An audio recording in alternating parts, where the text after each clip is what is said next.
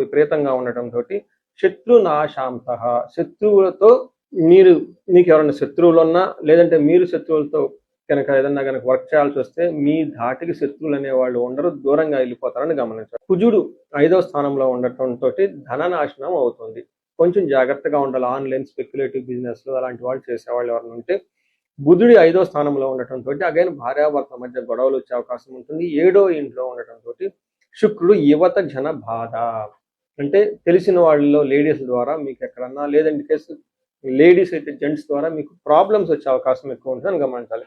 So ఓవరాల్గా చూసుకుంటే మీకు 50-50గా ఉంది ఈ మంత్. కొన్ని విషయాల్లో చాలా చక్కగా ఉంది, కొన్ని విషయాల్లో ఛాలెంజింగ్ గా ఉందని గమనించాలి. అయితే మీకు పాజిటివ్ న్యూస్ ఏంటంటే సూర్యుడు 6వ ఇంట్లోకి మారటంతో సుఖ సౌఖ్య ధీన్ యత్న కార్యానుకూలత్వం సాధనం దేహారోగ్యం సంతోషం వస్త్రలాభం మనకి మహర్షులు గ్రంథాల్లో చెప్పడం జరిగింది. దీని ప్రకారం ఏమవుతుంది, అనుకున్న పనులని టయానికి చేసుకుంటారు, శరీరం సుఖంగా ఉంటుంది, సంతోషంగా ఉంటారు, వస్త్రలాభం ధాన్యలాభం ఉంటుంది, అన్ని కష్టాలు తొలగిపోయేసి మనసులో ఒక ధైర్యంగా చక్కగా ఉండే అవకాశం ఉంటుంది.